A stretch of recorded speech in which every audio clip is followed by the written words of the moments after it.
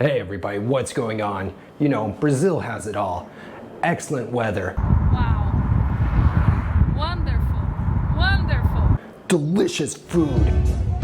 Luscious nature. Beautiful beaches and beautiful girls. One thing Brazil doesn't have is a Mustang.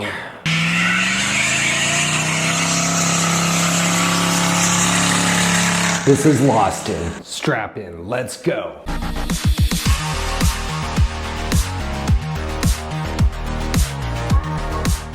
Now, due to the import ban from the mid-60s through the 70s and 80s,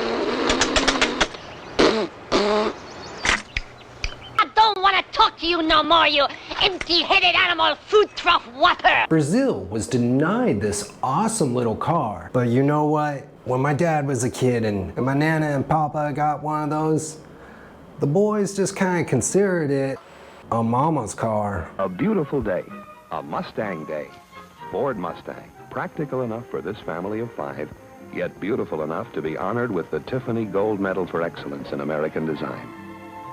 And Mustang has many luxury features as standard equipment, including luxurious bucket seats and rich vinyl upholstery. It wasn't until much later it became cool, and it's ascended to God status. Brazil does have the Opala, and that is king of the road down here.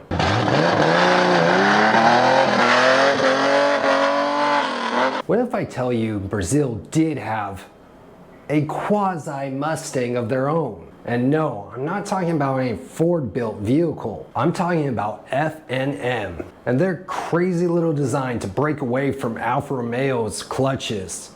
My own little bunny rabbit. I will name him George, and I will hug him and pet him and squeeze him. The National Engine Factory here in Brazil initiated in 1942 from the initiative of Getúlio Vargas began to industrialize or increase industrialization here in Brazil. Initially, they produced Wright Cyclone aviation engines, but these soon became antiquated. Idoso, like me. So of course they had to modify their production. In 1947, it became a public limited company. With these public shares, they signed a contract with an Italian company, Izana Frascina.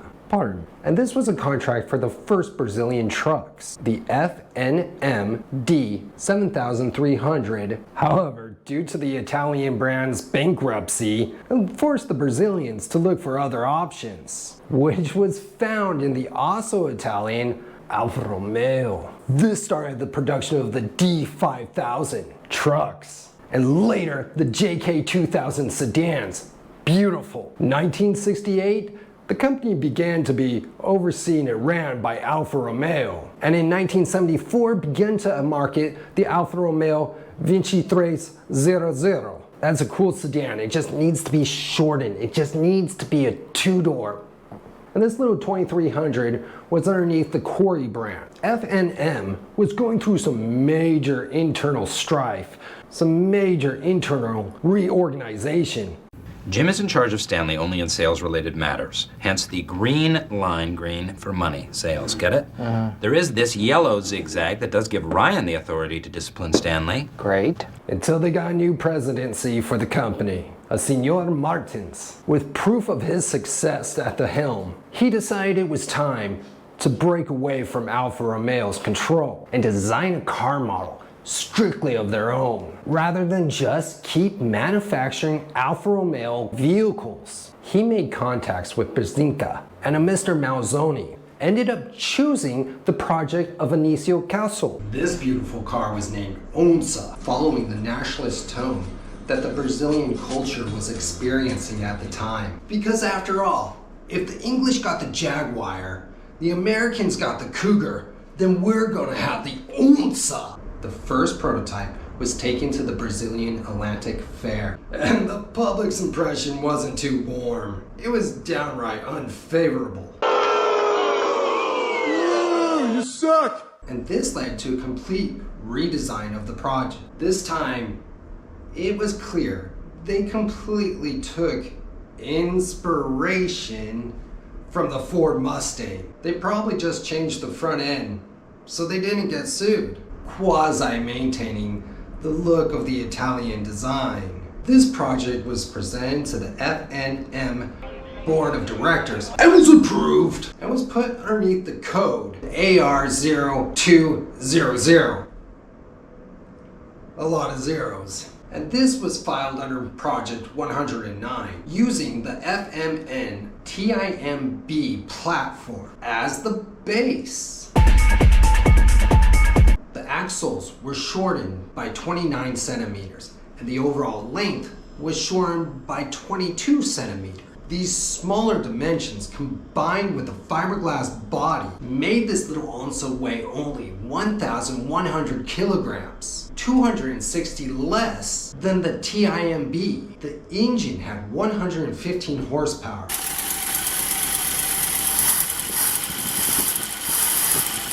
Compared to the 95 HP that the JK was producing, due to the higher compression ratio and a completely re-engineered top end. On top of that, it had a dual Weber carburetor. Power! And they did go all luxurious on the interior. Leather, AM radio, fans, and a walnut steering wheel. This model was ready for the 1966 auto show, where it was shown along beside awesome cars, such as the Ford Galaxy and the Puma DKW original. You know, this car might have been doomed from the beginning.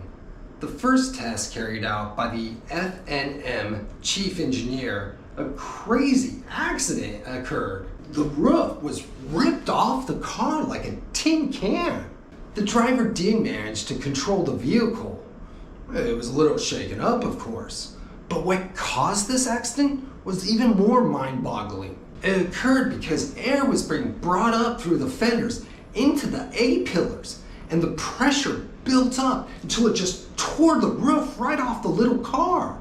Needless to say, they fixed that, of course, before it entered production. The vehicle was produced in Zeri, Rio de Janeiro, then transported to Matero, the interior of São Paulo, where bodywork, paint, all the touch-ups were completed. They really hold it far, far away for just a paint job and bodywork. It then returned back to Zeri, where it received an internal finish. All the leather seats, dashboard, all that was done. And then they moved it onto the sales floor. Baffling. And this was one of the causes of its high cost, and probably one of the many causes for the premature end of the Onça. Altogether, only 8 of these little bodies were made. 7 of these were delivered to FNM, and Malzoni kept 1 of them and the mold. Of these 7, only 5 of these were assembled by FNM, and 2 of them were purchased by an employee who built one out of a Valho value JK. Currently, the whereabouts of only 3 of these are known. Can you imagine that? There's only 3 of 7 known to exist out there in the world. What happened to the mold? I would so love to see one of these in the fiberglass. They are so cool. It's such a neat design with the Alfa Romeo front end and the Mustang tail, and it's tiny. I mean, it's tiny, it's cool. If you know somebody that knows where one of these are at, oh my goodness, get on that. Find that little thing. Bring it back to the roads and inspire a whole nother generation. Well, that's it for right now. I hope you guys like this. I'm sure there's a lot of things I left out and a lot of things that I just missed. I really look forward to reading all of your guys' comments and corrections and awesome stories. And until next time, I'll see you on the flip side. Até a próxima. Ciao, ciao.